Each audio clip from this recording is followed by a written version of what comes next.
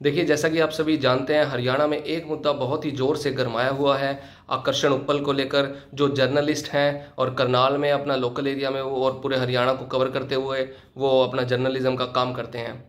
तो आपने भी एक वो वीडियो ज़रूर देखा होगा जिसमें वो तहसीलदार मैडम से वहाँ पर सवाल पूछ रहे हैं और वो मैडम जो है अपने ऑफिस से फिर बाद में वॉशरूम की तरफ जाती हैं। वो उनका पीछा करते हैं, उनके पीछे पीछे जाते हैं और फिर फर्दर उसके बाद फिर उनके खिलाफ एक एफआईआर होती है जिसमें सारा का सारा जो सिनेरियो है निकल कर आता है किस किस सेक्शन के तहत उनके खिलाफ जो एफआईआर हुई है। आज मैं आपको बस उसी के बारे में बताऊंगा कि किन किन सेक्शंस के खिलाफ एफआईआर हुई है और अगर वो जो आरोप उन पर साबित हो जाता है तो कितनी कितनी उनको सज़ा इस केस में हो सकती है, और इसी बारे में मैं आपको बताऊंगा। तो इसमें देखा जा रहा है कि जो एफआईआर में जो सेक्शन है उनमें से कुछ सेक्शन जो आईपीसी में भी मेंशन है और कुछ जो आईटी एक्ट के सेक्शन है उनके को लेकर भी इन पे एफआईआर हुई है। तो जो सबसे पहला सेक्शन है इसमें सेक्शन 34 जो कॉमन इंटेंशन की बात करता है। सेक्शन 34 कॉमन इंटेंशन की बात करता है, मतलब दो लोग या उनसे ज़्यादा एक साथ होकर किसी भी क्रिमिनल एक्टिविटी को ये करने के लिए जाते हैं तो वो कॉमन इंटेंशन में आता है। तो इसके तहत भी इनके खिलाफ एफआईआर की गई है। सबसे पहला सेक्शन 34। दूसरा सेक्शन इसमें है सेक्शन 186 जो कि चैप्टर 10 ऑफ आईपीसी में मेंशन है। इसमें ये बात करता है obstructing public servant in discharge of public function. मतलब कभी भी जब पब्लिक सर्वेंट को उसकी जो ड्यूटी डिस्चार्ज करने में अगर आप हिंड्रेंस करते हो उसमें आप कुछ ना कुछ ऑब्स्ट्रक्ट करते हो तो फिर ये सेक्शन जो है वो लगता है सेक्शन 186 ऑफ आईपीसी। और आपको मैं बताना चाहूँगा कि ये एक नॉन कॉग्निजेबल ऑफेंस है जिसमें 3 महीने तक की सज़ा का प्रावधान है और फाइन भी लग सकता है। तो दोनों चीज़ साथ ही साथ हो भी सकती हैं।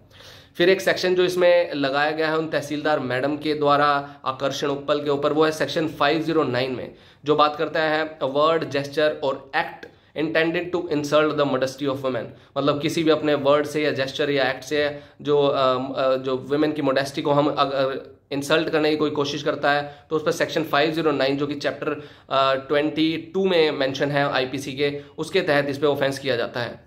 और इसके बारे में मैं आपको बताऊंगा कि जो इसमें सज़ा का प्रावधान है, जो इसमें पनिशमेंट है वो 3 साल तक की सिंपल इम्प्रिजनमेंट है। अगर आरोप साबित हो जाता है तो 3 साल की सज़ा विद फाइन लगाया जा सकता है और ये कॉग्निजेबल ऑफेंस है। कॉग्निजेबल ऑफेंस में मैं आपको बताना चाहूँगा ये एक इस तरह के ऑफेंस होते हैं जिसमें पुलिस बिना वारंट के आपको अरेस्ट कर सकती है।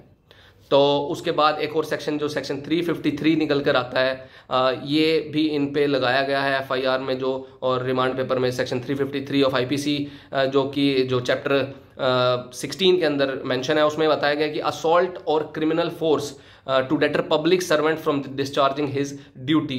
मतलब असॉल्ट और क्रिमिनल फोर्स का अगर आप यूज़ करते हैं, पब्लिक सर्वेंट को रोकते हैं उसकी ड्यूटी को डिस्चार्ज करने में, तो ये आप पर लगाया जाता है। तो इस तरह का कोई काम करता है उस पर 2 साल की सज़ा का प्रावधान विद फाइन। तो और साथ साथ ये दोनों भी एक साथ लग सकते हैं, सज़ा और फाइन दोनों इकट्ठे भी लग सकते हैं। तो और इसके बाद आईपीसी का एक और सेक्शन है 354D, स्टॉकिंग बोलते हैं जिसे हम। इसमें मतलब अगर आप किसी वुमेन का पीछा कर रहे हैं, उसको मतलब अटेम्प्ट कर रहे हैं, उससे बार बार परेशान कर रहे हैं, उसको कांटेक्ट करने की कोशिश कर रहे हैं या फिर आप कोई कम्युनिकेशन उससे करने की कोशिश कर रहे हैं, तो उस केस में स्टॉकिंग जो है वो एक ऑफेंस माना जाता है। और इस ऑफेंस को लेकर ही मैं आपको ज़रूर बताना चाहूँगा कि ये कुछ से इसमें एक्सेप्शंस भी हैं। जैसे कि अगर पुलिस किसी क्रिमिनल एक्ट को, क्रिमिनल कॉन्स्पिरेसी को या क्रिमिनल वारदात को खोजने के लिए किसी वुमेन का पीछा करती है या कोई इस इंटेंशन से, तो वो स्टॉकिंग में नहीं आता है। और जो इसमें जो सज़ा है वो कुछ इस प्रकार है कि ये भी एक कॉग्निजेबल ऑफेंस है। तो इसमें डिफरेंट, मतलब अगर पहली बार आप किसी पे स्टॉकिंग करते हुए पकड़े जाते हो और कन्विक्ट हो जाते हो तो 3 साल तक की सज़ा और फाइन फर्स्ट कन्विक्शन पे लगता है। फिर अगर दोबारा आप सेम एक्टिविटी करते पाते हो तो 5 साल की सज़ा और फाइन दूसरी जो है आपकी सब्सिक्वेंट कन्विक्शन पे ये लगता है। और ये सारा जो मैंने आपको बताया, ये अभी मैंने आपको बताया मेंशन किया आईपीसी को लेकर। अब फर्दर मैं आपको बताऊंगा कि आईटी एक्ट का जो सेक्शन 67 है उसके तहत भी इनके खिलाफ एक जो एफआईआर में वो मेंशन करा गया है। तो वो क्या बात करता है, वो पनिशमेंट फॉर पब्लिशिंग और transmitting obscene material in electronic form.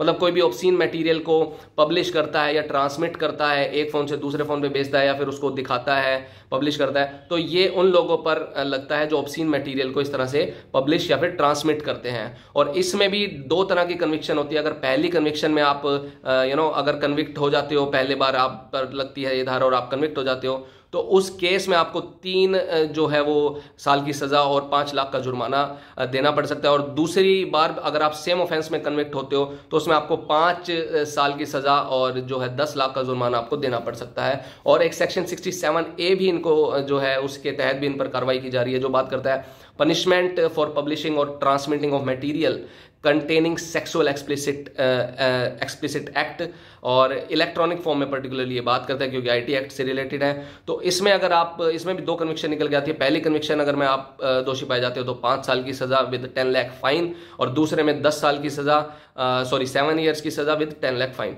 तो ये कुछ सेक्शन है जिनके बारे में एफआईआर में मेंशन करा हुआ है। और आप बार बार देख रहे होगे इस पिक्चर में बार बार जो एडवोकेट्स हैं वो भी बात कर रहे हैं कि एफआईआर में कुछ अलग सेक्शन है और रिमांड के टाइम पे उनको जब मांगे गए तो अलग सेक्शन वहां पर बताए गए। तो जी हाँ, मैं आपको बताना चाहूंगा एफआईआर के बाद जब during the course of investigation police को लगता है कि हाँ इस बंदे ने कुछ ये ऑफेंस भी करे हैं, तो वो उस केस में जो है वो बढ़ा भी सकती हैं और कम भी कर सकती हैं। तो ये सभी सेक्शंस के तहत इन पर एफआईआर दर्ज हुई है और बहुत सारे इसमें कॉग्निजेबल ऑफेंस भी है और नॉन कंपाउंडेबल भी है। तो देखना पड़ेगा किस तरह से चीज़ों को मैनेज किया जाता है। और साथ ही साथ ये भी बहुत ज़रूरी है कि जर्नलिज्म आज के दिन हमारे देश में जो 4th पिलर बताया जाता है मीडिया, जो प्रेस को हम 4 पिलर में से एक पिलर मीडिया को बताते हैं, तो देखते हैं कि उस पर इस तरह का एक्शन लोगों की क्या प्रतिक्रिया होगी या फिर लोग किस तरह से इसको देखते हैं। तो उसी के बारे में मैंने आज ये आपको इन्फॉर्मेशन देने के लिए वीडियो बनाई है। अगर आपको अच्छी लगी इन्फॉर्मेशन तो प्लीज़ मेरे चैनल को सब्सक्राइब करें, यूट्यूब पर, फेसबुक पर फॉलो करें और इसी तरह के अपडेट्स के लिए मेरे साथ बने रहें। Thank you.